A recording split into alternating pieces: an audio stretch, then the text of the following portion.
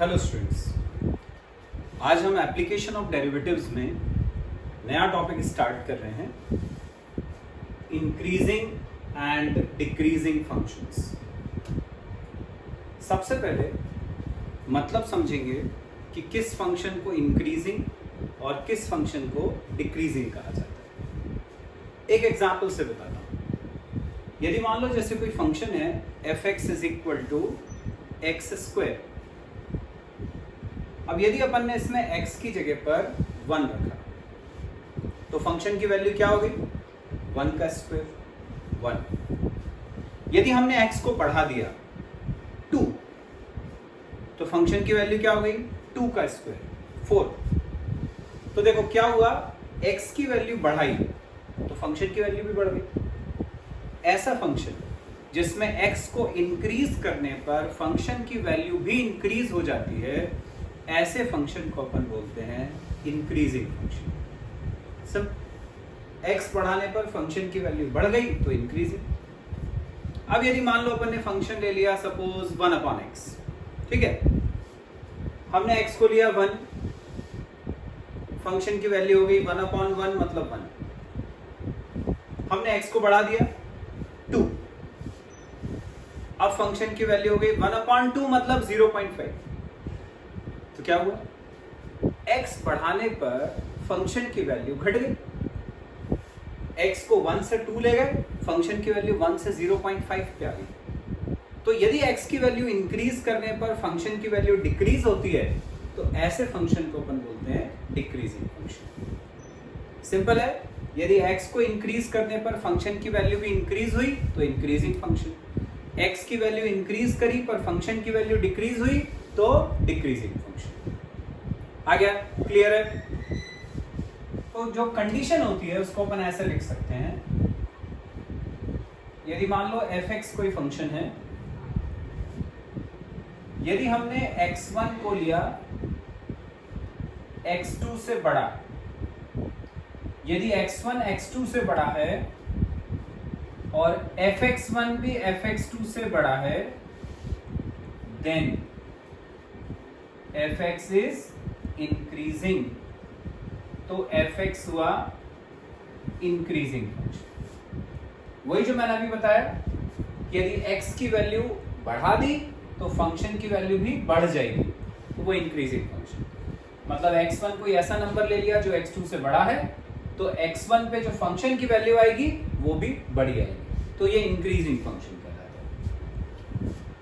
पर यदि x1 x2 से बड़ा है लेकिन f(x1) f(x2) से छोटा है,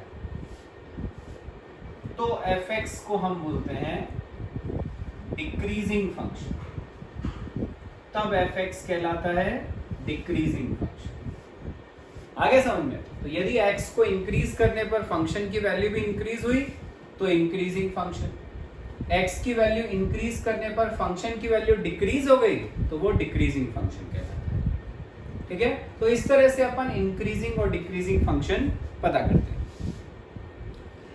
अब तुम लोग ये सोच रहे होंगे कि इसका डिफरेंशिएशन से क्या संबंध है? ये जो टॉपिक है वो एप्लीकेशन ऑफ डेरिवेटिव्स में क्यों आया? यहां कहीं हमने डिफरेंशिएशन का यूज तो करा ही नहीं, फिर इस टॉपिक को डिफरेंशिएशन वाले चैप्टर में डालने से क्या मतलब है? कारण बताता हूं इसका। यदि मान लो कोई फंक्शन है f(x) equal to x square. अभी मैंने तुम्हें एग्जांपल दिया था, x 1 रखने पर फंक्शन की वैल्यू 1, 2 रखने पर फंक्शन की वैल्यू 4 हो गई थी, तो x इंक्रीज करने पर फंक्शन इंक्रीज हुआ था। यही फंक्शन इंक्रीजिंग है या डिक्रीजिंग है, ये हम डिफरेंशिएशन से पता कर सकते हैं। ठीक है, डिफरेंशियल से पता चल जाता है। कैसे करेंगे? हमने इसको डिफरेंशिएट कर f'(x), इसका डिफरेंशियल हुआ 2x, जो कि कैसा आ रहा है? पॉजिटिव आ रहा है। तो यदि f'(x) पॉजिटिव है मतलब ग्रेटर देन 0 है, तो फंक्शन इंक्रीजिंग होता है। इस तरह से अपन डेरिवेटिव के द्वारा पता कर लेते हैं कि कोई फंक्शन इंक्रीजिंग है कि डिक्रीजिंग है। ठीक है, ये इंक्रीजिंग की कंडीशन होगी, डिक्रीजिंग की जस्ट अपोजिट। जैसे अभी अपन ने बोला कि फर्स्ट डेरिवेटिव पॉजिटिव है तो इंक्रीजिंग, यदि फर्स्ट डेरिवेटिव नेगेटिव है तो डिक्रीजिंग। मतलब if f dash x is less than 0 तो फंक्शन डिक्रीजिंग फंक्शन कहलाता है। तो ये कंडीशंस होती हैं इंक्रीजिंग और डिक्रीजिंग की। अब यदि मान लो f डैश x ना 0 से बड़ा है ना 0 से छोटा है, 0 से बड़ा मतलब पॉजिटिव, 0 से छोटा मतलब नेगेटिव। तो यदि मान लो फर्स्ट डेरिवेटिव ना पॉजिटिव है ना नेगेटिव है, इक्वल टू 0 है, यदि f डैश x की वैल्यू इक्वल टू 0 है, if f dash x is equal to 0, तो तुम्हें पता है कि फर्स्ट डेरिवेटिव 0 किसका होता है? 0 जो है वो किसका डिफरेंशियल होता है? कांस्टेंट का। तो फंक्शन कांस्टेंट हो जाएगा, देन फंक्शन इज कांस्टेंट। इसका मतलब ये हुआ कि यदि फर्स्ट डेरिवेटिव पॉजिटिव है तो इंक्रीजिंग फंक्शन, यदि फर्स्ट डेरिवेटिव नेगेटिव है तो डिक्रीजिंग फंक्शन, और यदि फर्स्ट डेरिवेटिव इक्वल टू 0 है, ना पॉजिटिव है ना नेगेटिव है, तो फिर वो फंक्शन कांस्टेंट फंक्शन होता है।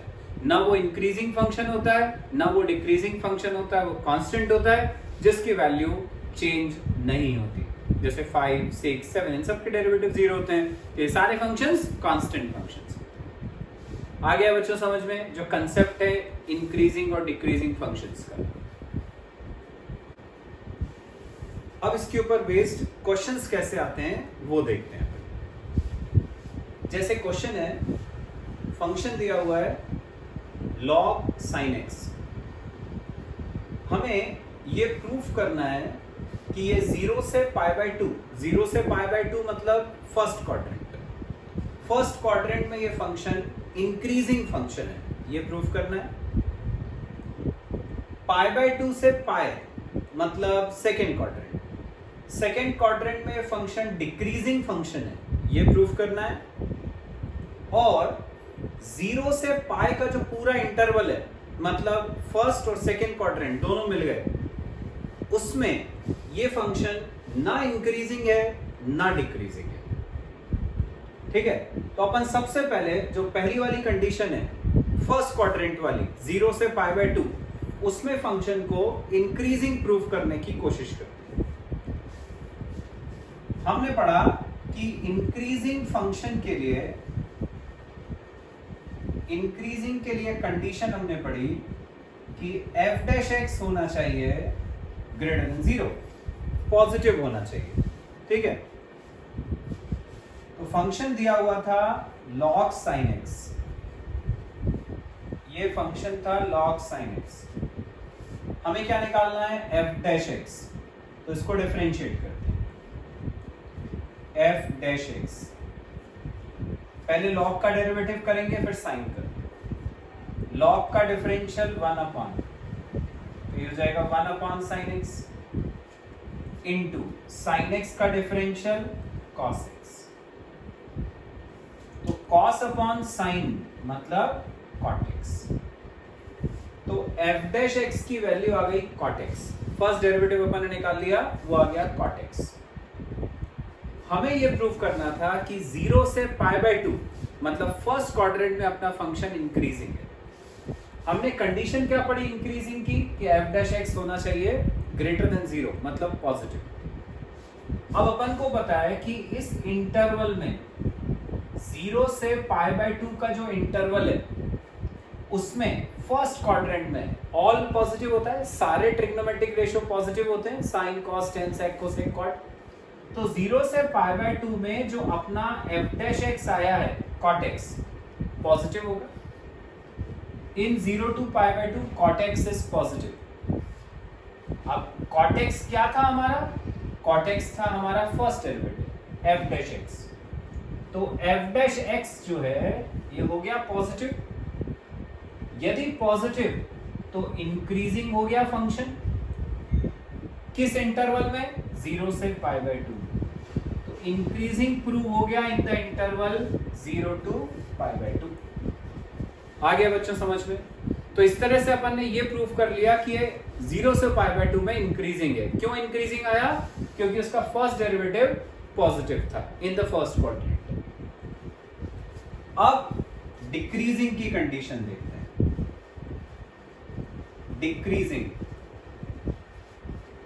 डिक्रीजिंग की कंडीशन क्या थी कि जो फर्स्ट डेरिवेटिव है वो लेस देन 0, नेगेटिव आना चाहिए। हमारा फंक्शन था log sin x, उसका डेरिवेटिव आया था cot x। हमने जो f डैश x निकाला वो आया था cot x। अब अपन को क्वेश्चन में ये बोला था प्रूव करने के लिए कि π/2 से पाई के बीच में ये फंक्शन डिक्रीजिंग है। तो π/2 से पाई का जो इंटरवल है ये कौन सा क्वाड्रेंट होता है अपना? Second quadrant. First quadrant 0 to 90, second quadrant 90 to 180। तो जो π/2 से पाई है ये हुआ सेकेंड क्वाड्रेंट। और तुम्हें याद होगा all sine 10 cos, first quadrant all positive, second quadrant में साइन पॉजिटिव, जबकि अपने पास क्या है? cot x है। तो साइन पॉजिटिव है मतलब cot x तो नेगेटिव होगा। तो इन π/2 to पाई cot x हुआ नेगेटिव, नेगेटिव मतलब लेस देन 0। cot x क्या था? f डैश x था, उसकी जगह f डैश x रख दिया। तो f dash x less than 0 हो गया π/2 से पाई के बीच में। और हमने पढ़ा था कि यदि f dash x less than 0 हो तो फंक्शन डिक्रीजिंग होता है। Therefore fx is decreasing. तो fx हो गया डिक्रीजिंग इन π/2 टू पाई। हो गया प्रूफ? तो प्रूफ कर लिया अपन ने कि 0 से π/2 फर्स्ट क्वाड्रेंट में fx इंक्रीजिंग है, π/2 से पाई सेकेंड क्वाड्रेंट में fx डिक्रीजिंग है। अब हमें ये प्रूफ करना है कि जो पूरा इंटरवल है 0 से पाई उसमें फंक्शन ना इंक्रीजिंग है ना डिक्रीजिंग है, नाइदर इंक्रीजिंग नॉर डिक्रीजिंग। यहीं से समझ में आ रहा है। देखो 0 से π/2 में फंक्शन इंक्रीजिंग है, π/2 से पाई में डिक्रीजिंग है। मतलब जैसे ये अपने दो क्वाड्रेंट्स हो गए फर्स्ट और सेकंड। फर्स्ट में 0 से π/2, सेकंड π/2 से पाई। हमने क्या बोला? यहां पर इंक्रीजिंग है, हमने क्या बोला? यहां पर डिक्रीजिंग है।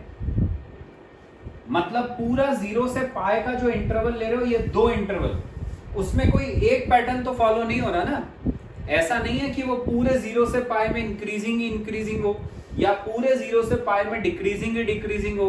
वो आधे में इंक्रीजिंग है आधे में डिक्रीजिंग है, पैटर्न चेंज कर रहा है वो। तो क्योंकि कोई एक ही पैटर्न पूरे इंटरवल 0 टू पाई में एप्लीकेबल नहीं है, इसलिए अपना फंक्शन इस पूरे इंटरवल 0 टू पाई में ना इंक्रीजिंग है ना डिक्रीजिंग है। आ गया समझ में? तो ये क्वेश्चन में अपन को जो प्रूफ करना था वो अपन ने कर लिया। अब इसी में बच्चों एक और टाइप का क्वेश्चन आता है, उसमें हमको इंटरवल पूछा जाता है। ये पूछा जाता है कि बताओ यदि फंक्शन इंक्रीजिंग है तो वो x की किन वैल्यूज के लिए इंक्रीजिंग है? ऐसी कौन सी वैल्यूज हैं x की, कौन सा इंटरवल है x का जिसके लिए फंक्शन इंक्रीजिंग है, और x की ऐसी कौन सी वैल्यूज हैं जिनके लिए फंक्शन डिक्रीजिंग है। तो अपने को x पता करना होता है कि x की किन वैल्यूज के लिए फंक्शन इंक्रीजिंग और डिक्रीजिंग है। जैसे ये क्वेश्चन है, fx दिया हुआ है -x² -2x + 15। हमसे बोला इंटरवल बताओ कि कब फंक्शन इंक्रीजिंग है और कब फंक्शन डिक्रीजिंग है। तो स्टार्ट अपन वैसे ही करेंगे, वही दो कंडीशन इंक्रीजिंग और डिक्रीजिंग की जो हमने अभी पिछले क्वेश्चन में लगाई थी। फंक्शन है -x² -2x + 15। सबसे पहले इंक्रीजिंग की कंडीशन लगाते हैं। इंक्रीजिंग की कंडीशन क्या थी? f' greater 0। f' मतलब इसका डेरिवेटिव, डिफरेंशिएट करा इसको, -2x -2, ये इसका डेरिवेटिव आ गया। इसको हमने करा ग्रेटर देन 0, -2 उधर गया तो -2x इज ग्रेटर देन 2। जब अपन माइनस को यहां से उधर ले जाते हैं तो पिछले साल इनइक्वालिटी में मैंने बताया था ये बीच का साइन चेंज हो जाता है। तो जैसे अपन इस माइनस को वहां ले गए, ये 2x हुआ, माइनस उधर गया तो ये ग्रेटर की जगह लेस देन। अब हमें तो x की वैल्यू चाहिए थी, 2 को नीचे ले जाएंगे तो x हो जाएगा -2/2 -1। तो x की वैल्यू आ गई -1 से छोटी। अब -1 से छोटी कहां तक जा सकती है? -∞ तक। तो -∞ से -1 ये इंटरवल हो गया फॉर इंक्रीजिंग फंक्शंस।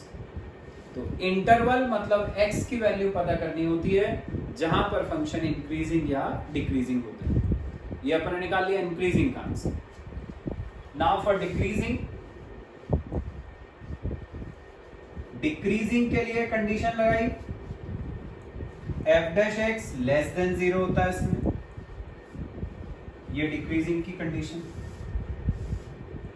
f' की वैल्यू अभी निकाली थी -2x -2, ये f' की कंडीशन।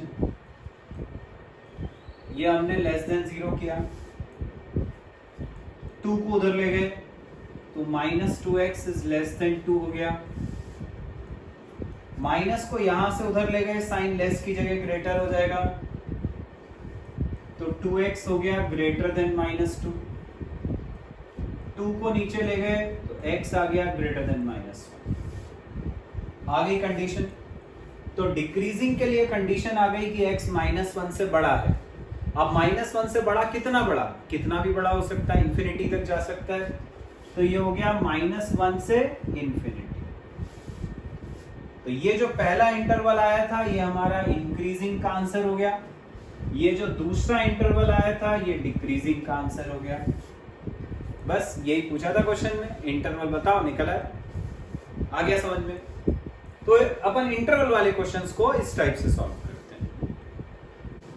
नेक्स्ट क्वेश्चन है बच्चों, fx दिया है 2x³ -9x² + 12x + 15।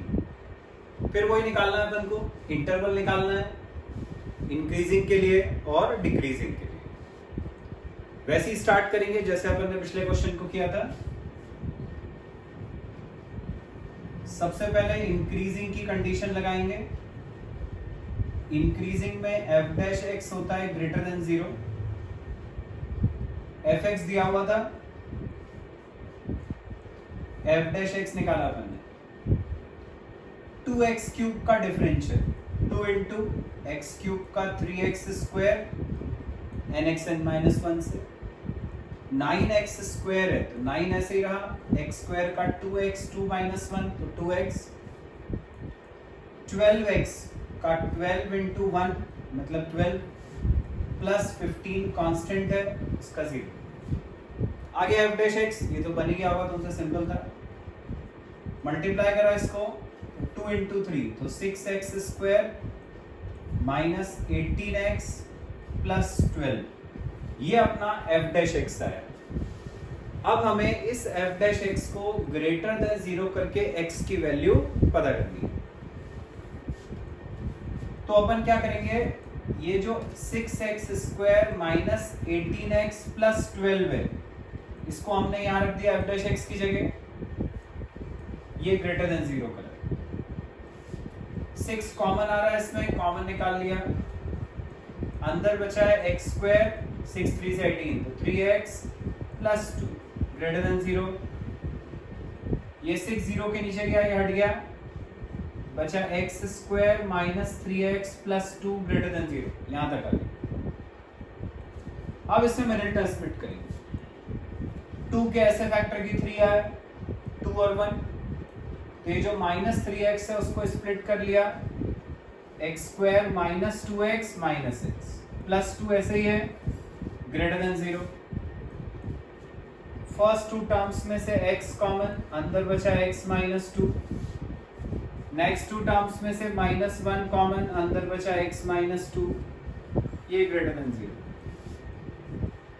अब x - 2 पूरे में से कॉमन लिया, अंदर बचा x - 1, ग्रेटर देन 0, यहां तक आ गए। अब यहां तक आने के बाद हमें यह सोचना होता है कि x की ऐसी कौन सी वैल्यूज हैं जिसके लिए इन दोनों ब्रैकेट का प्रोडक्ट, इन दोनों का मल्टीप्लिकेशन 0 से बड़ा मतलब पॉजिटिव आएगा। तो वो x की वैल्यूज पता करने के लिए अपन क्या करते हैं, इन दोनों को एक एक करके इक्वल टू 0 करते हैं। x माइनस 2 को इक्वल टू 0 करा, यहां से x की वैल्यू 2 आ गई। x माइनस 1 को इक्वल टू 0 करा, x की वैल्यू 1 आ गई। ये दो वैल्यूज आ गई x की। अब इन दोनों वैल्यूज को नंबर लाइन पे प्लॉट करते हैं। ये नंबर लाइन, एक वैल्यू है x की 1, एक वैल्यू है 2। ये जो दो वैल्यूज हैं x की, ये नंबर लाइन को डिवाइड कर रही हैं 3 पार्ट्स में। 1 से पहले वाला रीजन, 1 और 2 के बीच का रीजन, और 2 के आगे का रीजन। इनइक्वालिटीज में भी करा था लास्ट ईयर। तो ये नंबर लाइन जो है, it is divided into 3 portions, 3 parts में डिवाइड होगी। हमें क्या करना है, x की कोई वैल्यू किसी एक पोर्शन में से लेके यहां रख देनी है, इसमें x की जगह पर, और देखना है कि इन दोनों का प्रोडक्ट पॉजिटिव आता है क्या। कोई भी एक वैल्यू, किसी भी पोर्शन से, मान लो मैं 2 से आगे वाला जो पोर्शन है वहां पे कोई वैल्यू x की 3 ले लेता हूं। 2 से आगे वाला इंटरवल में लाया करेगा 3, वो 3 मैंने यहां रखा। तो ये क्या हो गया, 3 माइनस 2, वही x की वैल्यू 3 यहां रखी। 3 माइनस 1, 3 माइनस 2 1 हो गया, 3 माइनस 1 2 हो गया। तो नेट रिजल्ट 2 आ गया। 2 मतलब कैसा हुआ, पॉजिटिव। तो नेट रिजल्ट आ रहा है पॉजिटिव। इसका मतलब 2 के आगे वाला इंटरवल यदि अपन ले रहे हैं तो f डैश x की वैल्यू पॉजिटिव आएगी। यहां अपन ने लिख दिया पॉजिटिव। अब क्या होता है, ये जो इंटरवल्स हैं ये ऑल्टरनेट चलते हैं। मतलब यदि यहां पॉजिटिव आया है तो यहां नेगेटिव आएगा, यहां पॉजिटिव आएगा। तुम्हें बार बार निकालने की जरूरत नहीं है। तुम निकालना चाहो तो निकाल सकते हो। 1 और 2 के बीच का नंबर ले लो, जैसे 1.5। 1.5 को इसमें रखा तो 1.5 minus 2 negative, 1.5 minus 1 positive, minus plus minus, मतलब नेट रिजल्ट नेगेटिव आया। नेगेटिव मतलब लेस देन 0, तो यहां नेगेटिव आएगा। तो निकालने की जरूरत नहीं, जैसे मैंने बोला एक वैल्यू पता कर लो, फिर ऑल्टरनेट ही चलता है। ये प्लस, ये माइनस, तो ये प्लस। ठीक है, तो अपन को पता चल गया कि जो नंबर लाइन के 3 हिस्से हैं उसमें से कहां कहां पर वैल्यू पॉजिटिव आ रही है। अब अपन ने पढ़ा था कि जो f डैश x है वो ग्रेटर देन 0, मतलब पॉजिटिव जहां पर होगा वहां इंक्रीजिंग होता है। पॉजिटिव कहां आ रहा है, 2 से बड़े में आ रहा है और 1 से छोटे में आ रहा है। तो इंक्रीजिंग का आंसर क्या हुआ, इंक्रीजिंग का आंसर वो इंटरवल जहां पर f डैश x पॉजिटिव आ रहा है। अब f डैश x पॉजिटिव कहां पर आ रहा है, 1 से छोटे में आ रहा है और 2 से बड़े में आ रहा है। ठीक है, तो इंक्रीजिंग का आंसर हो गया 1 से छोटा। कितना भी छोटा हो सकता है, तो माइनस इंफिनिटी से 1, यहां पॉजिटिव आ रहा था, और पॉजिटिव कहां आ रहा था, 2 से आगे, मतलब 2 से बड़ा। 2 से बड़ा कितना भी बड़ा, तो 2 से इंफिनिटी। ये इंक्रीजिंग का आंसर है। दोनों आंसर्स को कंबाइन करना है तो यूनियन। ये इंक्रीजिंग के लिए इंटरवल पता चल गया।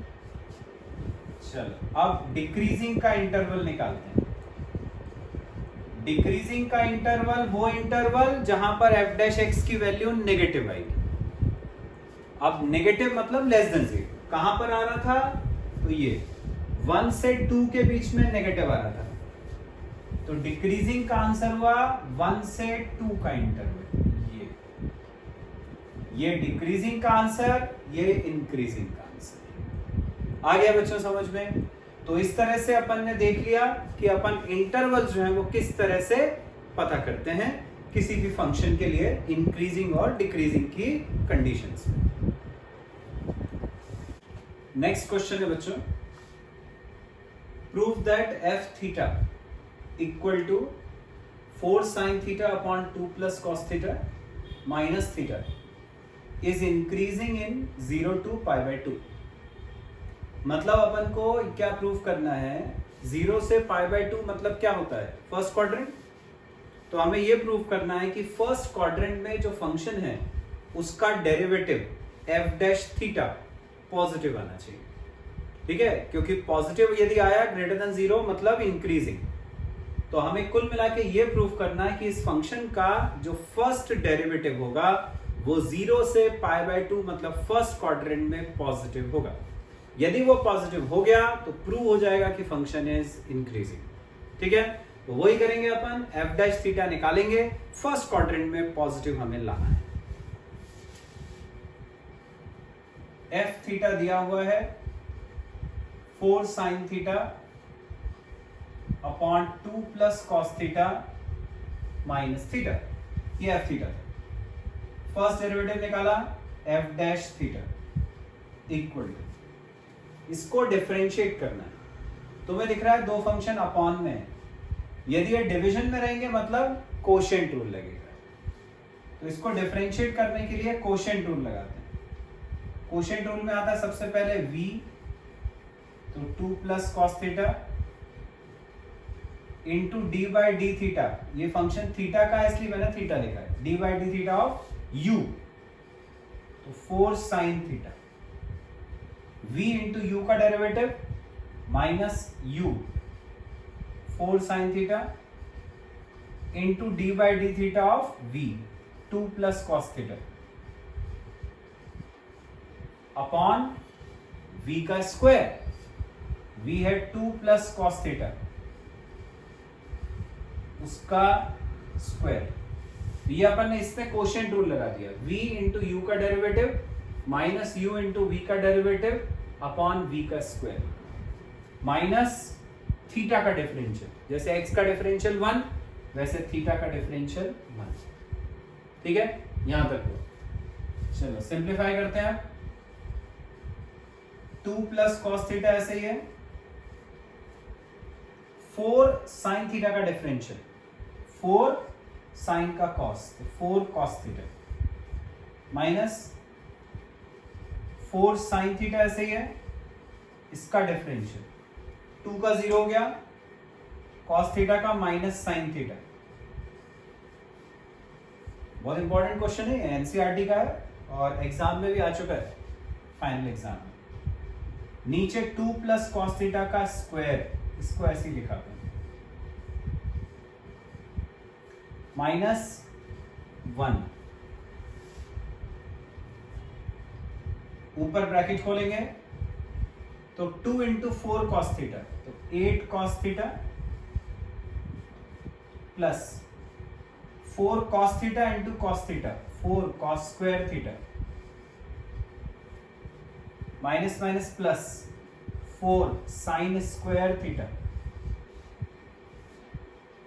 अपॉन में है ये पूरा 2 प्लस cos थीटा का होल स्क्वायर माइनस 1 ऐसे। ठीक है, तो ये अपन ने डिफरेंशिएट कर लिया, डिफरेंशिएट करने के बाद सिंप्लीफाई कर लिया।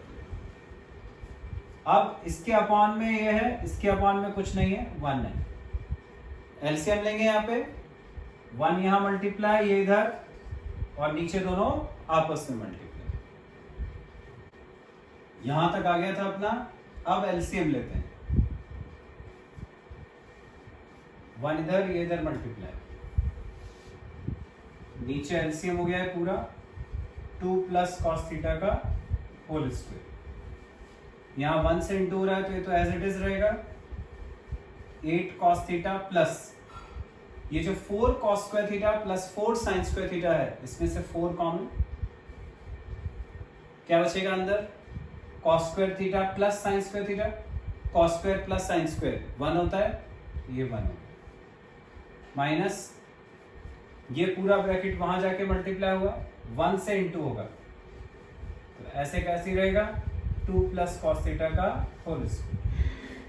ठीक है, इसको कुछ नहीं करना, 8 cos थीटा प्लस 4 ये ऐसे ही रहा माइनस इसको a plus b whole square से ओपन करेंगे, बाहर माइनस है तो सारी टर्म्स माइनस हो जाएंगे, तो a स्क्वायर मतलब 4 माइनस 4, b स्क्वायर तो कॉस स्क्वायर थीटा, सामने माइनस है तो minus cos square theta, 2ab होगा 4 कॉस थीटा, सामने माइनस है तो माइनस 4 कॉस थीटा, तो ये a square plus b square plus 2ab के सामने माइनस लग गया सब अपॉन नीचे 2 plus cos theta whole square, ऐसा है। अब कैंसिल करते हैं, 4 से ये 4 कट गया, क्या बचा 8 cos theta minus 4 cos theta, तो यहां बचेगा 4 cos theta, 8 minus 4 minus cos square theta ऐसे ही है अपॉन नीचे 2 प्लस कॉस थीटा का स्क्वायर, ये भी ऐसे, तो सिंप्लीफाई करके यहां तक आ गए। इन दोनों में कॉमन आ रहा है कॉस थीटा, अंदर बचा 4 माइनस कॉस थीटा अपॉन नीचे है 2 प्लस कॉस थीटा का स्क्वायर, ऐसा आ गया। ठीक है, ये अपन ने वैल्यू निकालनी किसकी, एफ डैश थीटा की। अब क्वेश्चन में देखो क्या प्रूफ करना है, क्वेश्चन में हमें ये प्रूफ करना है कि 0 से π/2 मतलब फर्स्ट क्वाड्रेंट में अपना फंक्शन इंक्रीजिंग है। तो मैंने क्या बोला था कि यदि इंक्रीजिंग है तो फर्स्ट डेरिवेटिव पॉजिटिव आना चाहिए। तो हम ये सोचें कि ये जो हमने फर्स्ट डेरिवेटिव निकाला है ये पॉजिटिव आ रहा है क्या, देखते हैं। कॉस थीटा, क्वाड्रेंट कौन सा है, फर्स्ट, फर्स्ट क्वाड्रेंट में कॉस थीटा हमेशा पॉजिटिव, तो ये पॉजिटिव। तो बच्चों एफ डैश थीटा तो आ गया। अब अपन क्वेश्चन को देखें, तो क्वेश्चन में प्रूव करना था कि ये फंक्शन इंक्रीजिंग है इन 0 to π/2। इंक्रीजिंग है इसका मतलब कि जो फर्स्ट डेरिवेटिव है ये अपना पॉजिटिव होना चाहिए। किस इंटरवल में, 0 से π/2 मतलब फर्स्ट क्वाड्रेंट में ये पूरी वैल्यू पॉजिटिव होनी चाहिए। अब देखिए पॉजिटिव आ रही है क्या, क्या आ रहा है इसमें, सबसे पहले कॉस थीटा। कॉस थीटा अपन को पता है 0 से π/2 first quadrant all positive, cos theta positive हो गया मतलब ग्रेटर देन 0। फर्स्ट क्वाड्रेंट में साइन कॉस टेन सब पॉजिटिव होते हैं, इसलिए कॉस थीटा की वैल्यू पॉजिटिव। तो इसमें 3 टर्म्स हैं एफ डैश थीटा में, 1 2 3, उसमें से ये वाली पॉजिटिव होगी, ये हमको पता चल गया। नीचे वाली देखो स्क्वायर है, किसी भी नंबर का स्क्वायर कभी माइनस में तो होता नहीं, मतलब कि वैल्यू पॉजिटिव होगी, पक्का है, कंफर्म है। 2 प्लस कॉस थीटा का स्क्वायर इज ग्रेटर देन 0। ठीक है, तो ये 2 तो पॉजिटिव हो गए। अब बची सिर्फ एक, 2 हो गई पॉजिटिव, बची सिर्फ एक। यदि ये भी पॉजिटिव हो गई तो प्लस प्लस प्लस प्लस हो जाएगा। ठीक है, पॉजिटिव हो जाएगा, अपना काम खत्म हो जाएगा। तो अब ये देखना है कि ये पॉजिटिव है क्या। तो तुम्हें बच्चों ये तो पता ही है कि cos थीटा की वैल्यू हमेशा 1 से छोटी होती है, कभी cos थीटा 1 से बड़ा नहीं होता, ज्यादा से ज्यादा 1 के बराबर हो सकता है। ठीक है, पर कभी 1 से बड़ा नहीं हो सकता। हम दोनों तरफ माइनस से इंटू कर देंगे तो minus cos theta is less than और इक्वल टू की जगह पर ग्रेटर देन हो जाएगा। मैंने बताया माइनस से इंटू करने पर साइन चेंज हो जाता है, ग्रेटर देन और इक्वल टू। माइनस से इंटू कर रहे हैं अपन तो -1, लेकिन अपन को क्या चाहिए, 4 माइनस cos थीटा। तो दोनों तरफ 4 ऐड कर दिया, यहां 4 ऐड करा तो 4 माइनस cos थीटा, यहां 4 ऐड करा, ऐसा आ गया। तो क्या आ गया, 4 minus cos theta is greater than और इक्वल टू 4 माइनस 1 3। ठीक है, एक बार वाला कैलकुलेशन फिर से बताता हूं। cos थीटा हमेशा 1 से छोटा, ज्यादा से ज्यादा उसके बराबर हो सकता है। दोनों तरफ माइनस से इंटू करा, साइन चेंज हो गया, लेस की जगह ग्रेटर देन।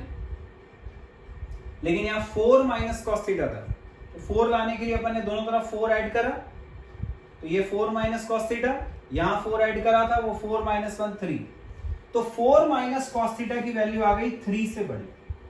अब 3 से बड़ी वैल्यू मतलब ऑब्वियसली पॉजिटिव ही होगी, 3 से बड़े नंबर 4 5 6 7 पॉजिटिव होते हैं। इसका मतलब ये हुआ कि ये वाला ब्रैकेट जो है ये भी पॉजिटिव प्रूफ कर लिया। तो ये पॉजिटिव, ये तो था ही पॉजिटिव और ये भी पॉजिटिव, तो प्लस प्लस प्लस तीनों पॉजिटिव हो गए, तीनों पॉजिटिव मतलब पूरी value positive. Therefore f dash theta is positive, greater than 0 हो गया।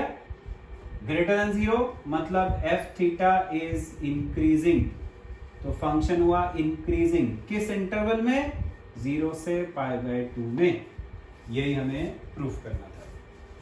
आ गया समझ में? तो इजी है क्वेश्चंस, वही कंसेप्ट्स फॉलो करो जो मैंने बताए हैं। दो ही तरह के क्वेश्चन आते हैं, एक तो ये जिसमें फंक्शन प्रूफ करना होता है कि इंक्रीजिंग है या डिक्रीजिंग है, और दूसरा इंटरवल निकालने को आता है जिसमें फंक्शन इंक्रीजिंग या डिक्रीजिंग होता है। तो इसकी वर्कशीट सॉल्व करो, कोई डाउट आता है तो मुझे भेजो। Thank you.